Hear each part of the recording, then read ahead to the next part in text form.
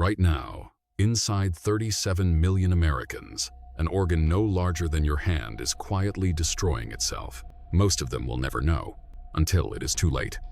This is what that looks like, from the inside, stage by stage. The first 6 stages happen invisibly. Stage 7 is where the body finally starts the countdown.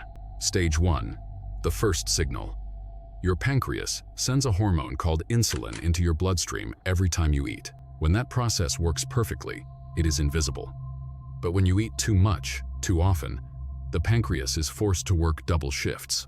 The cells responsible for producing insulin, called beta cells, begin to experience stress.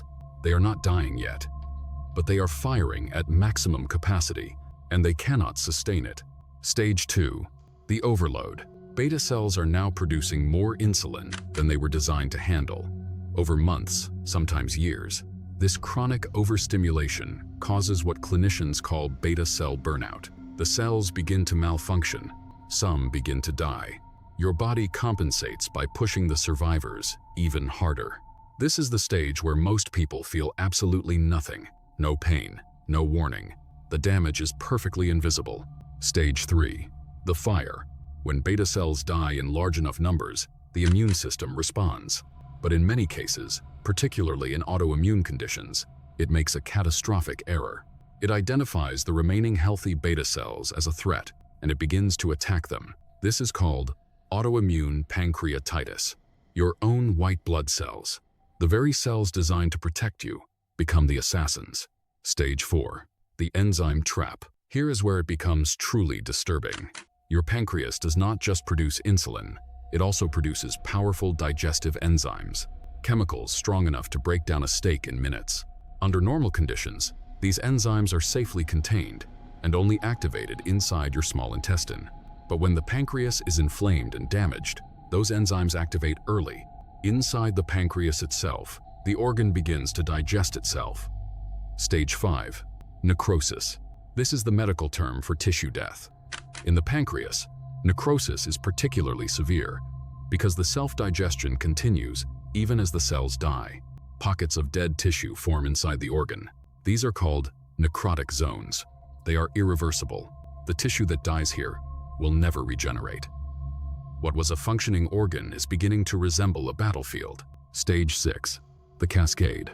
When enough pancreatic tissue is destroyed, the organ can no longer perform either of its 2 functions. Insulin production collapses, triggering uncontrolled blood sugar.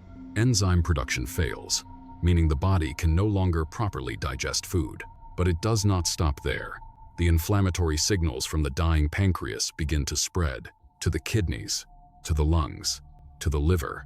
What started as a localized organ failure is now becoming a systemic event. Stage 7, the point of no return. Without insulin, blood sugar rises to toxic levels, a condition called diabetic ketoacidosis. The body begins burning fat for fuel instead, releasing acidic compounds called ketones. The blood itself becomes acidic. The brain begins to swell. Organs begin shutting down in sequence.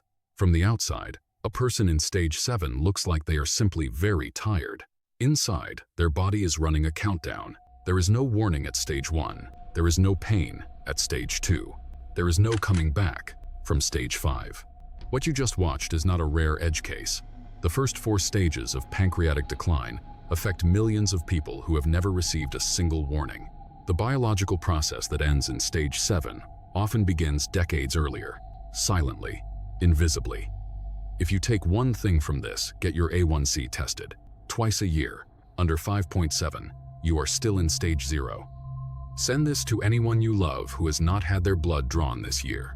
The next video goes inside a different organ. The story is just as quiet and just as irreversible.